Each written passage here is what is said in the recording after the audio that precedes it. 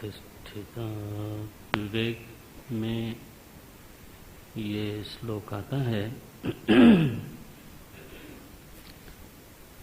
जैसा कि मैंने कहा था कि वो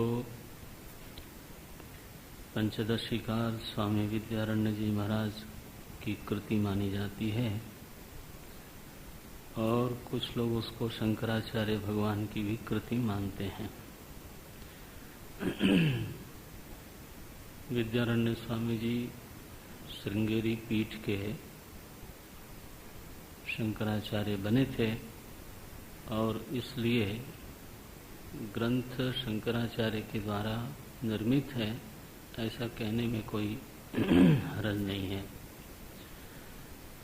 सदानंद स्वामी जी विद्यारण्य स्वामी जी को कितना प्रामाणिक मानते हैं, इस उद्धरण से ये बात सिद्ध होती है कि उन्होंने अपनी बात का पोषण करने के लिए तो विद्यारण्य स्वामी जी के वचन का उद्धरण दिया। मैंने पूर्व कक्षा में बोला था ये वृद्ध वचन है, अनुभवी संत का, परिपक्व संत का वचन है और इसलिए प्रामाणिक है। वहाँ क्या लिखा कि विक्षेप शक्ति ही, विक्षेप शक्ति ने लिंग आदि ब्रह्मांडांतम जगत सृजेत। तो विक्षेप शक्ति ही जगत सृजेत, विक्षेप शक्ति ने जगत की सर्जना की। जगत का परिमाण कितना है तो लिखा लिंग आदि, सूक्ष्म शरीर से लेकर ब्रह्मांड अंतम, ब्रह्मांड तक है ना, लिंग आदि ब्रह्मांड अंतम। तो सूक्ष्म शरीर अर्थात अहंकार से लेकर के करणादि से लेकर के तो स्थूल ब्रह्मांड तक का जो निर्माण है वो अज्ञान की विक्षेप शक्ति ने किया। आपको स्मरण होगा दृग्दृश्य विवेक में वहाँ उसको माया कहा गया है। शक्तिद्वयम ही मायायाः विक्षेप आवृत्ति रूपकम। और यहाँ आचार्य ने अज्ञान कहा है ना, शक्तिद्वयम अज्ञानम है ना। तो अज्ञान में दो शक्तियां हैं। इसका अभिप्राय ये हुआ कि हमारे संप्रदाय में माया और अज्ञान दोनों का अर्थ एक है। और अज्ञान का जब लक्षण किया गया तो वो स्पष्ट ही है, क्योंकि अज्ञान में त्रिगुण माना उन्होंने, अज्ञानम त्रिगुणात्मकम। तो त्रिगुण तो माया को बोलते हैं, दैवी हेषा गुणमयी मम माया दुरत्यया। माया का लक्षण त्रिगुणात्मक है, लेकिन यहाँ पर अज्ञान का ही लक्षण उन्होंने कर दिया तो त्रिगुणात्मक। देखो, तो ये भी एक थोड़ा याद रखने वाली बात है। अब कहते हैं, आगे बता दिया कि आवरण शक्ति का व्यवहार क्या है, प्रभाव क्या है, विक्षेप शक्ति का प्रभाव क्या है। अब बोलते हैं, पाठ करेंगे। शक्तिद्वयवत् अज्ञानोपहितं चैतन्यं स्वप्रधानतया निमित्तं स्वउपाधिप्रधानतया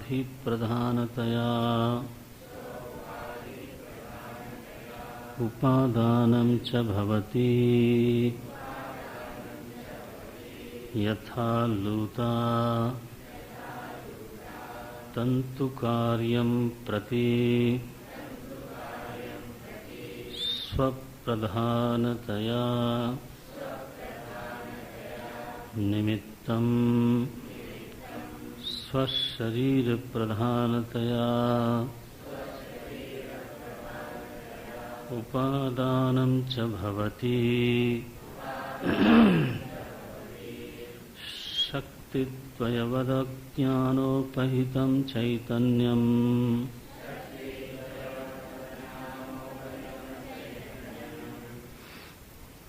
जब हलंत में अ लगा हो एक साथ बोलना है, विच्छेद करके नहीं, तो उसका पूर्ववर्ती जो शब्द है उसका पूरा उच्चारण करके देखो। शक्तिद्वयवदज्ञानोपहितं चैतन्यम,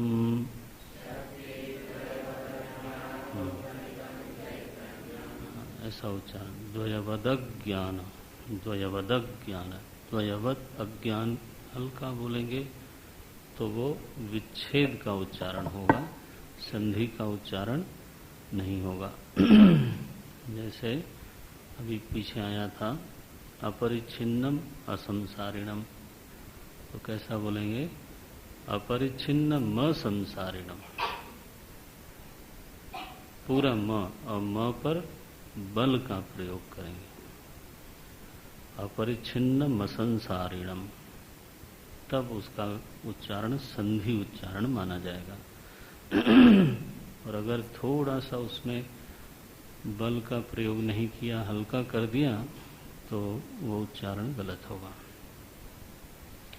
दूसरा ये है कि कई बार हम देखते हैं स्कूलों में विसर्ग का जो उच्चारण है वो थोड़ा संकोच से करते हैं लोग।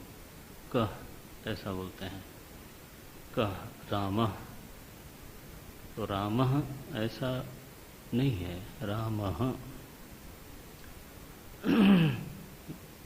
विसर्ग में पूरा ह है, आधा ह नहीं है।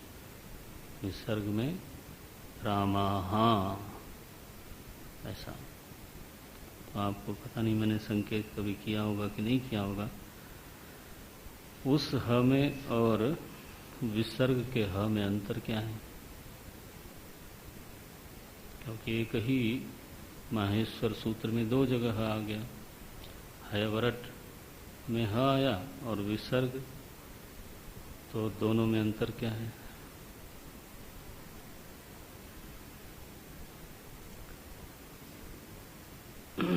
नहीं।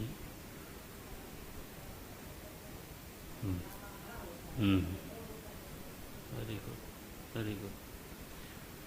तो जो विसर्ग है उसके पूर्ववर्ती मात्रा का विसर्ग के उच्चारण में अनुगमन होता है, ऐसे बोलते हैं इसको। ये भाषा का लाभ है, आगे का असर होता है। अब आगे तो विसर्ग के आगे तो कुछ होता नहीं। मैं भाव समझ गया, लेकिन आप समझते हो ना कि भाषा कितनी आवश्यक है। विसर्ग की पूर्ववर्ती मात्रा का विसर्ग के उच्चारण में अनुगमन होता है। और ह जो केवल है उसमें अपनी मात्रा अगर लगती है तभी उसकी मात्रा बनेगी, अन्यथा तो वो ह्रस्व ह रहेगा। ऐसा। तो उच्चारण में थोड़ा जोर, क्या बोलते हो? शिक्षाम व्याख्यास्यामः मात्रा बलम, तो अभी बलम बोला मैंने ना, द्वयवदग ज्ञानो, तो दग, अब उसमें कहीं चिन्ह तो नहीं दिया है, लेकिन बल प्रयोग करेंगे तब जाकर के उसका उच्चारण शुद्ध होगा। मात्रा बलम, हाँ, साम संतानः, हाँ,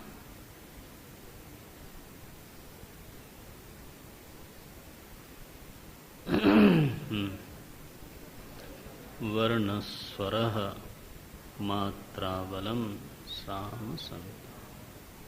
तो वर्ण स्वर स्वर अब वर्ण का जैसे उच्चारण करते हैं, उस दिन कपिंजल उच्चारण कर रहे थे, उच्चारण ठीक किया उसने, लेकिन तो वो उनका दोष है भी नहीं भी है। तो उत्तर प्रदेश में अड़ बोलते हैं, अड़ बोलते हैं ना, अड़ नहीं होता, अड़ होता है, ण। तो यमगणना नाम अनुनासिकः, उसमें न नाक शामिल होनी चाहिए। महांतो नुडुग्रंथु ऐसा नहीं होगा, महांतो नुगृह्णन्तु, गृह्णन ढंतु, नासिका उसमें प्रयोग करना चाहिए। मैंने एक बताया, वैसे बहुत गलतियां होती हैं। ऐसे सकार का उच्चारण हमारे यहाँ बिना सीखे नहीं होता। स श देखो, तो धीरे धीरे उसको भी रिफाइन करना चाहिए, उसका परिमार्जन, परिशुद्धि करनी चाहिए। उड़ीसा में आकार को कई बार अकार में बोल देते हैं। उस दिन तुमने अच्छा उच्चारण किया, लेकिन वो चूंकि कहते हैं मातृभाषा में एक गुरुत्वाकर्षण होता है, ग्रेविटी फोर्स होती है, तो वो बीच बीच में खींच लेती है। इससे पता चल जाता है कि ये किस प्रांत के सज्जन हैं।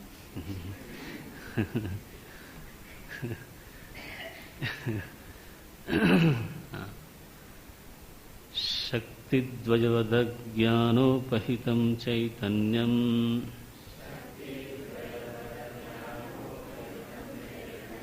स्वप्रधानतया निमित्तं स्वोपाधिप्रधानतयोपादानं च भवति।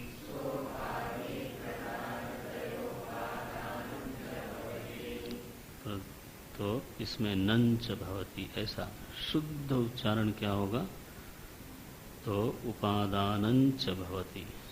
तो कैसे है वो सूत्र, उसको भी भूल ही गया होगा, कैसे है वो है?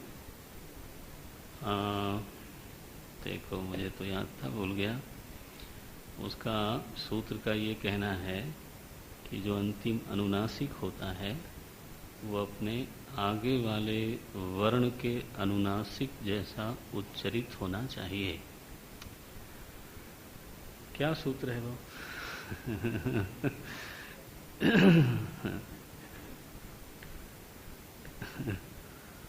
तो देखो, मेरे को ही भूल गया। एनीवे, देखेंगे। तो वो ये कहता है सूत्र, जो तो न है आगे च है, तो च का अनुनासिक क्या है, इया, है ना। देखो, तो नंच भवति, इसलिए अंचति बनता है। अंचति शब्द कैसे लिखते हो? अ फिर इया फिर च, है ना। ऐसा ऐसा ऐसा थोड़ा थोड़ा उसको गड़गड़ खाड़े खोट और निकालना है ना उसको।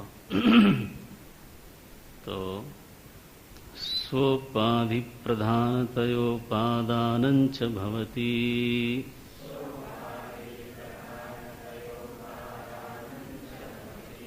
यथा लूता तंतु कार्यं प्रति स्वप्रधानतया निमित्तं स्वशरीर प्रधानतयोपादानं च भवति।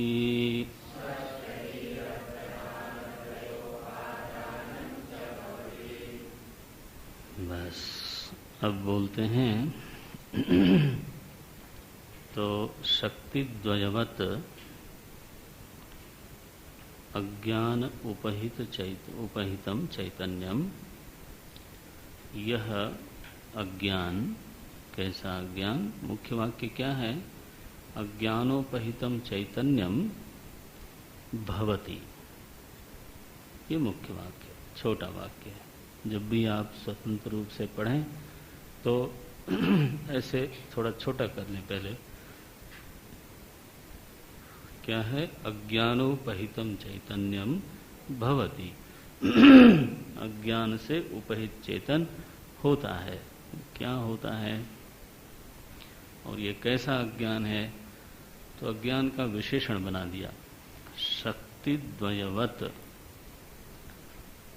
तो ये वतु प्रत्यय है। हाँ, वत माने यहाँ शक्ति द्वय जैसा नहीं, जैसे बद्धवत आपने पढ़ा था ना कि नहीं पढ़ा था? तथा बद्धवत भाति यो मूढ़ दृष्टे है।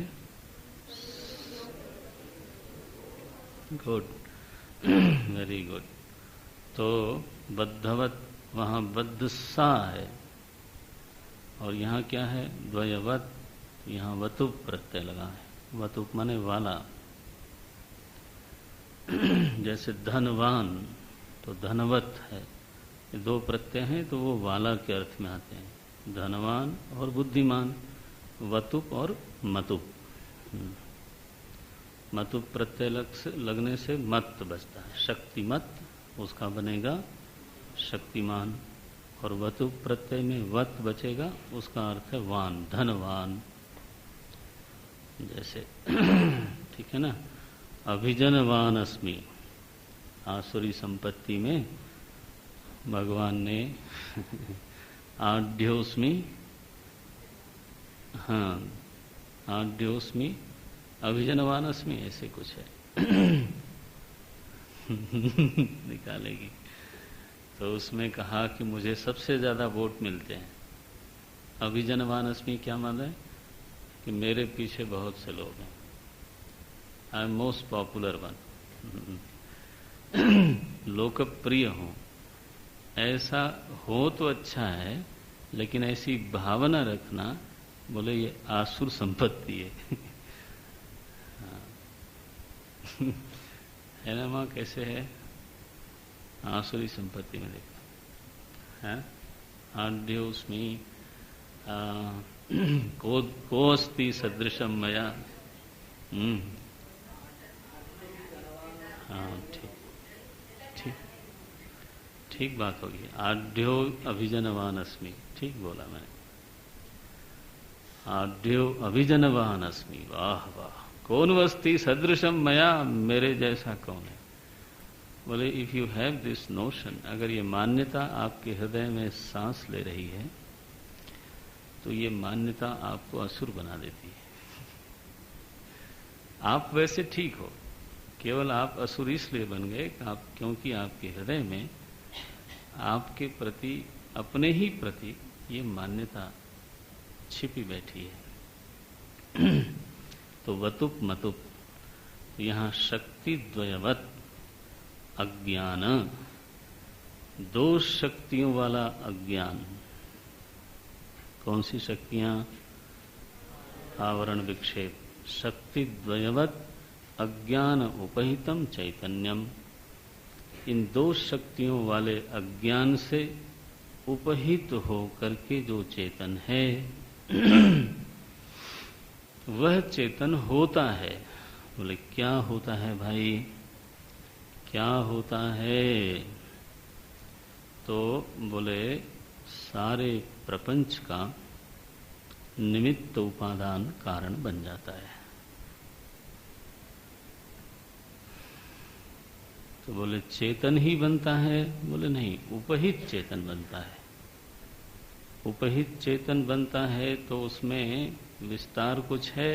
बोलते हैं स्वप्रधानतया निमित्तम भवति, स्व उपाधि प्रधानतया उपादानम च भवति। देखो, चेतन स्वयं की प्रधानता से तो निमित्त कारण है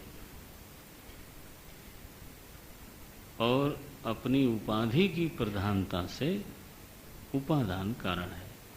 उपाधि क्या है? उपाधि क्या है? हाँ, शक्ति द्वयवत अज्ञान। अभी चूंकि शक्ति का वर्णन आ चुका है इसलिए उन्होंने उसको जोड़ दिया साथ में। शक्ति द्वयवत अज्ञान, ये उसकी उपाधि है। तो इस उपाधि की प्रधानता से, उपाधि किसकी है?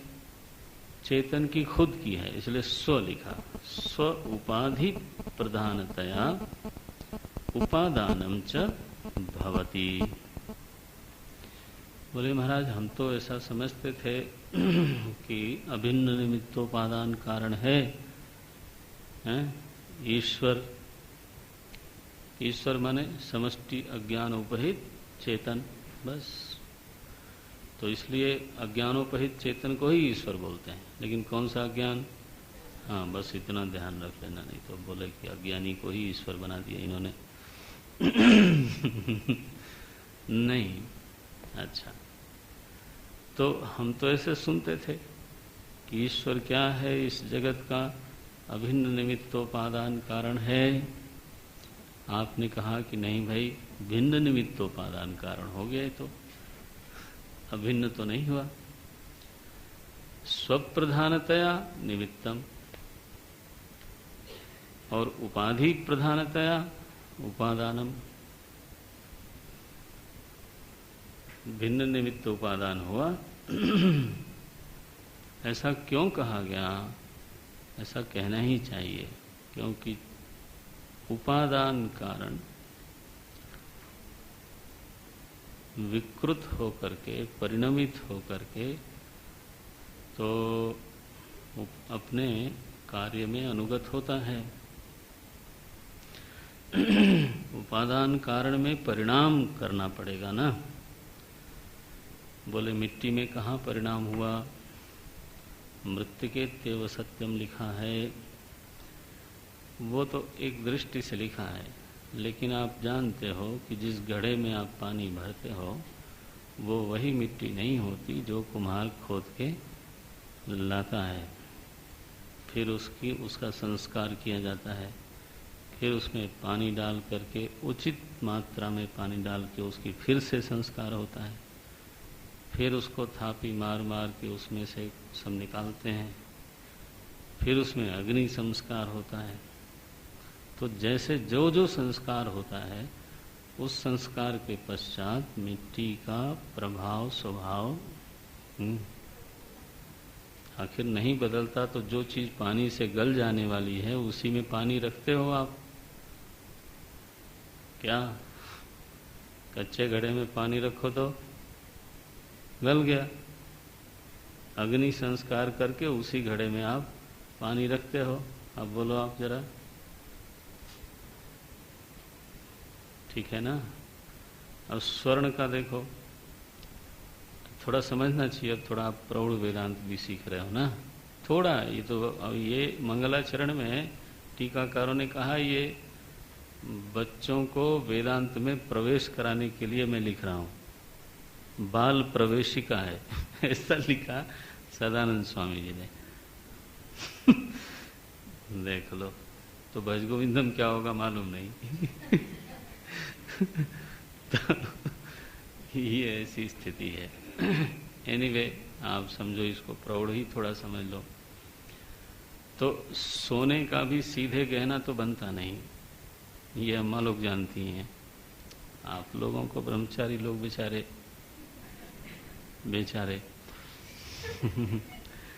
तो प्योर सोने से नहीं बना सकते, प्योर चांदी से नहीं बना सकते। वो तो आकार ही धारण नहीं करेगा, ठीक है ना? हाँ, वो तो ढीला ढाला तो वो टेढ़ा मेढ़ा होता रहेगा। वो तो बिना उसमें मिश्रण के, परिणाम के। और स्वर्ण का भी आभूषण करते समय कितना संस्कार करना पड़ता है। बिना संस्कार किए, बिना उसमें परिणाम हुए, विकार हुए, कार्य की उत्पत्ति थोड़ा होती है।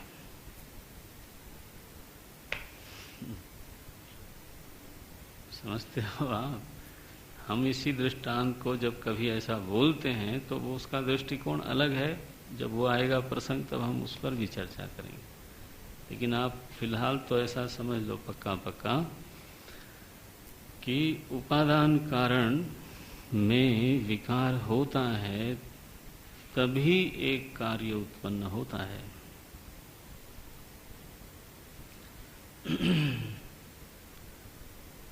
और चेतन है निर्विकार तत्व, असंग, निर्विकार, निराकार, निरवयव चेतन है। तो उस चेतन में विकार की असंभावना होने से वह उपादान कारण कभी बन ही नहीं सकता। देखते हो, चेतन स्वयं उपादान कारण कभी नहीं बन सकता। क्यों? हेतु क्या दिया? असंगत्वात्, निर्विकारित्वात्, निराकारत्वात्, उदासीनत्वात्, निरवयवत्वात्। कितने हेतु चाहिए? बना? अच्छा, तो परिणमन कहाँ होगा? परिणमन होगा त्रिगुण में। परिणमन माने होता है मॉडिफिकेशन। अब पता नहीं अंग्रेजी आपको समझ में आती है कि संस्कृत? आप संस्कृत वाला ही ठीक रखो।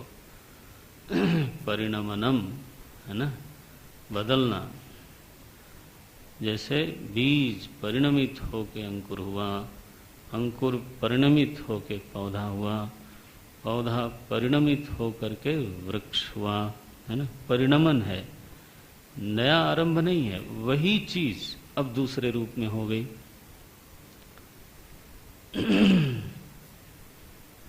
भगवान भाष्यकार परिणाम के बारे में ऐसा बोलते हैं कि जैसे परिणमन हो रहा है, परिणमन का लक्षण क्या हुआ?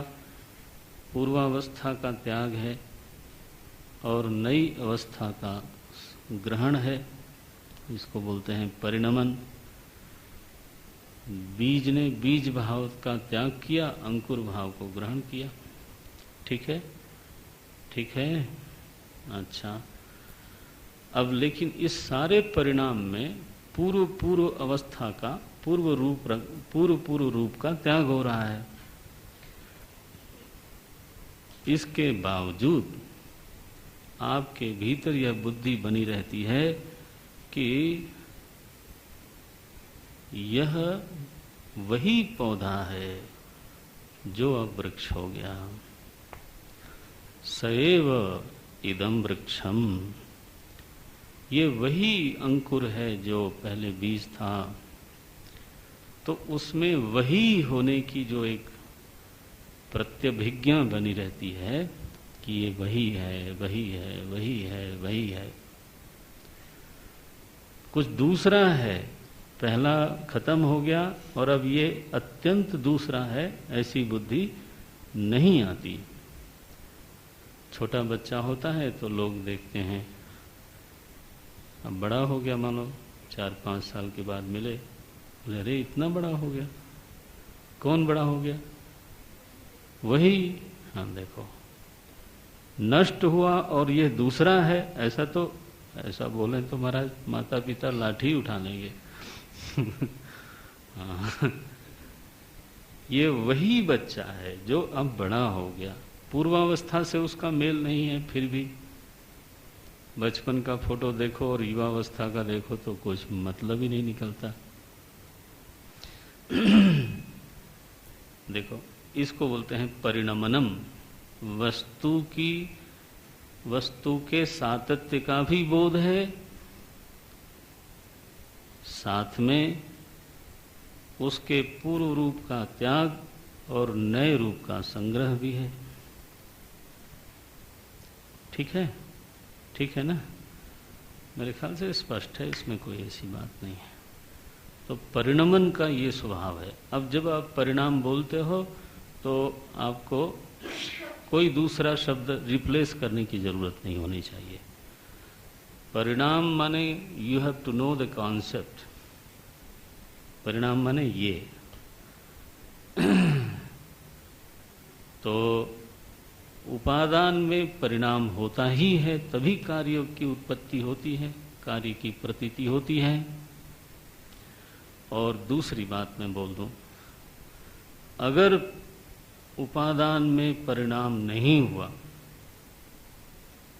और कार्य की प्रतीति हो गई, तो वह केवल प्रतीति है, फिर वह कोई उत्पत्ति नहीं मानी जाएगी।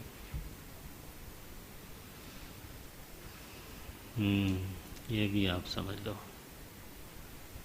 अगर उपादान में परिणाम नहीं हुआ और उत्पत्ति हो गई, जैसे, अब कहाँ से जैसे लाएं, सोना और मिट्टी को तो मैंने खराब कर दिया, तो अब जल का दृष्टांत देते हैं। जैसे जल में तरंग, उसमें जल में परिणाम नहीं है, लेकिन तरंग रूप कार्य की प्रतीति हुई, तो तरंग रूप कार्य वास्तव में कुछ है नहीं। वह एक प्रातीतिक सत्ता है, व्यावहारिक सत्ता है, सत्ता नहीं है, असल में सत्ता नहीं है, इत्यादि। इतना पर्याप्त है। तो चूंकि चेतन में परिणाम की संभावना हो नहीं सकती, इसलिए थोड़ा इसलिए बांस बढ़ा के रखेंगे, बढ़ाया है, अच्छा ठीक, ट्रिबल 0 पे रखा है, 0 पे, हाँ वो मेरी आवाज़ ऐसी, उसको समझना ही पड़ेगा। अब कहाँ से अगला आवाज़ कहाँ से लाई जाए? भगवान ने ले दे के एक आवाज़ दी है, फिल्मी गाना गाते रहते हैं लोग, मेरी आवाज़ ही पहचान है, पता नहीं एक गाना है कोई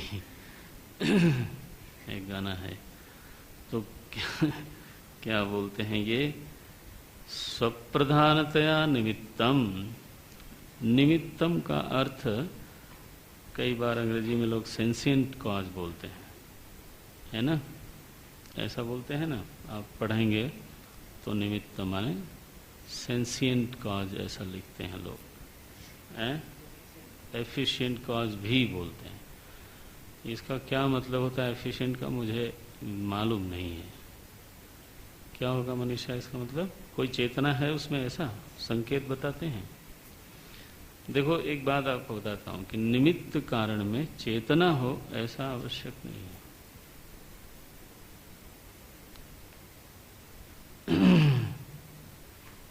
ऐसा बिल्कुल, मैंने इसको आप अनिवार्य नियम मत बना लेना, ज्यादातर दिखता है लेकिन ऐसा आवश्यक नहीं है। निमित्त माने होता है केन निमित्तम इदम भवति, उस कार्य का पर्पज क्या है, किसके प्रयोजन से, किसके निमित्त से, किसके पुश करने पर। उपादान में प्रायः जड़ता है, अगर आप निमित्त में चेतनता मानते हो, निमित्त में चेतनता मानते हो, तो उपादान में तो जड़ता आपने स्वीकार कर ही ली। जैसे घट का उपादान कारण है मिट्टी और निमित्त कारण है कुम्हार, तो मिट्टी स्वयं प्रवृत्त होकर के घड़ा तो नहीं बनेगी, उस मिट्टी का प्रायोजक कौन है, प्रयोजक कौन है, पुशर कौन है, उसको घड़ा बनने के लिए कौन उसको बाध्य कर रहा है, उसको निमित्त बोलते हैं। आप समझते हो ना, उपादान में उपादान जड़ होने के नाते स्वयं प्रवृत्त नहीं हो सकता।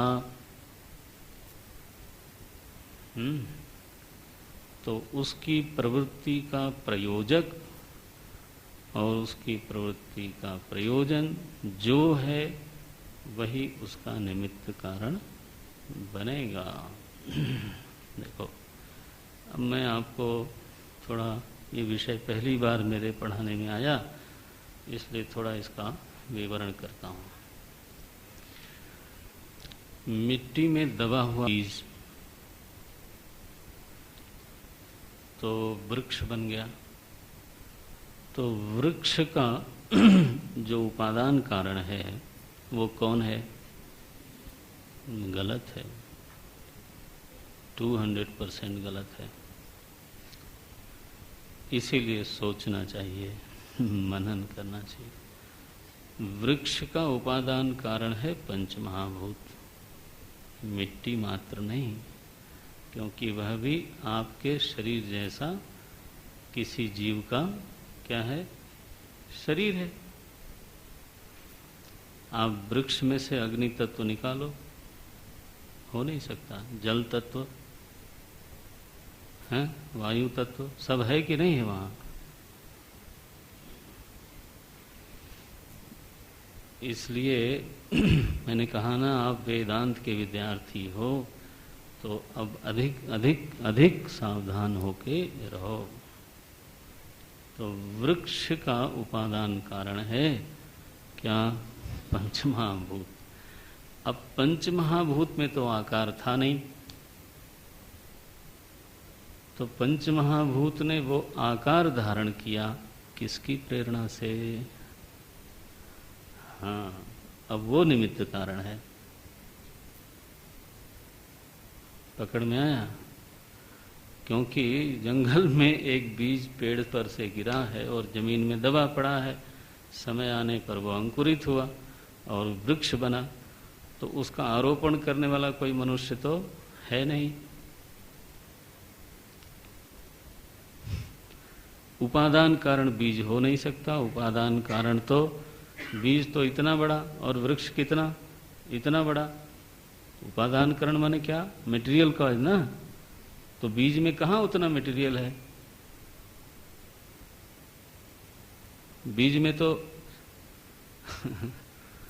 उपादान कारण माने अभी परसों बोला था शायद, उपादाय यत उपादाय करोति, जिसको लेकर के आदमी निर्माण करता है उसको उपादान कहते हैं। आदाय जिसको हाथ में ले करके। तो अब देखो, अगर आपको मीमांसा करनी ही हो तो वृक्ष का उपादान कारण कौन होगा, बीज का उपादान कारण कौन होगा, वो आपको खोजना पड़ेगा। वहां सेंसिएंट या एफिशिएंट कौन हुआ फिर?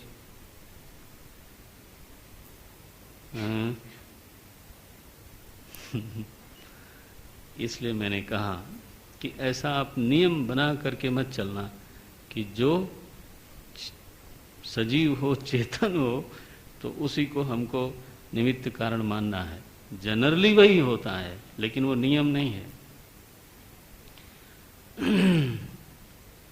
तो स्व प्रधानतया निमित्तम, इसका अर्थ क्या है?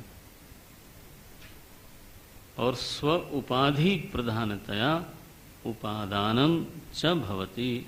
चलो पहले उपाधितया देख लो।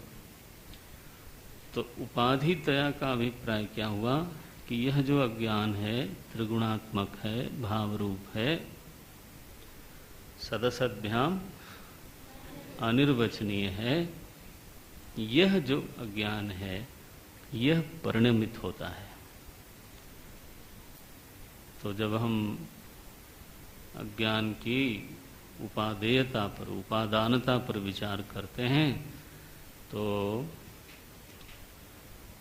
हम उसके अज्ञान शब्द को कम बोलते हैं और त्रिगुण शब्द को फिर ज़्यादा बोलते हैं। परिणाम कहाँ हुआ? बोले त्रिगुण में हुआ, है ना। परिणाम कहाँ? त्रिगुण में परिणाम हुआ। यह बात सभी ने तो क्या, मैं ठीक नहीं बोल रहा हूँ, यह बात सांख्य और योग दोनों ने स्वीकार की और हमारे वेदांत ने भी स्वीकार की। त्रिगुण की साम्य अवस्था में प्रलय है और त्रिगुण में क्षोभ हुआ तो सृष्टि आरंभ हुई। उस क्षोभ का कारण क्या है? योग दर्शन और सांख्य दर्शन दोनों ने एक ही बात की है कि जब त्रिगुण की साम्यावस्था क्षुब्ध हुई, बिगड़ी, विषम हुई, तो त्रिगुण में परिणमन शुरू हुआ और उस त्रिगुण का प्रथम परिणाम है महत्तत्व। जिसको महत्तत्व बोलते हैं। कभी हम और चर्चा करेंगे, अभी तो ये विषय में अनावश्यक होगा। महत्तत्व का परिणाम, उत्पत्ति मत बोलना, त्रिगुण का परिणाम है महत्तत्व, महत्तत्व का परिणाम है अहंकार, और उस अहंकार का परिणाम है आकाश। ये क्योंकि परिणाम प्रक्रिया चल रही है ना।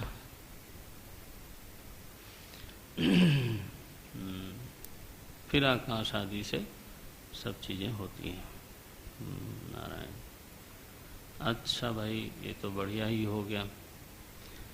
हम भी वही मानते हैं, लेकिन हमारा अंतर क्या है कि उनके यहाँ त्रिगुणात्मिका प्रकृति स्वतंत्र है, उपाधिभूत नहीं है। वो क्या है? स्वतंत्र है, और पुरुष चेतन से अत्यंत विरुद्ध गुणवती है। बड़ा विचित्र है उनके यहाँ। तो देखो, चेतन अपरिणामी है, प्रकृति परिणामी है। प्रकृति एक है, चेतन अनेक है। इस तरह से बोलते हैं। प्रकृति सावयव है, चेतन निरवयव है। प्रकृति ससंग है, चेतन असंग है। इस तरह से बोलते हैं। और दोनों की दोनों चीजें जो हैं परस्पर स्वतंत्र हैं। किसी का अस्तित्व किसी के ऊपर निर्भर नहीं करता है। वेदांत ने कहा कि ये बात तो गलत है, ये तो वस्तु परिच्छेद हो जाएगा। अब कभी और चर्चा करेंगे। लेकिन वेदांत ने इसको स्वीकार बिल्कुल नहीं किया। उन्होंने कहा त्रिगुण तो गुण इसीलिए कहा जाता है क्योंकि वह नित्य परतंत्र है। किस पर? चेतन पर। इसलिए मम माया ऐसा कहा, दैवी हेषा गुणमयी मम माया, मेरी है ये। बस इतना अंतर है। इस अंतर से परिणाम में बहुत अंतर आ जाता है। लेकिन बहरहाल, तो अब जो साम्यावस्था में जो त्रिगुण पड़ा हुआ है, उसको विषम करने वाला तत्व कौन है? प्रकृति तो जड़ है, तो उसको विषम करने वाला तत्व कौन है? क्यों विषम होगी वो? हैं?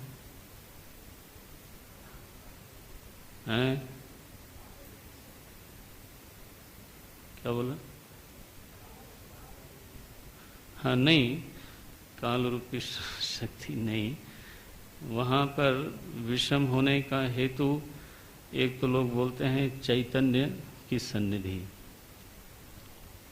कदाचित इसलिए भी चैतन्य की आवश्यकता मानते हैं लोग। तो वो अर्धांश में काल रूप शक्ति, अर्धांश में क्या अल्पांश में सही है। हाँ हाँ मालूम है, लेकिन वो काल पुरुष रूप है। भागवत में काल को पुरुष का ही रूप माना गया है, ऐसा माना गया।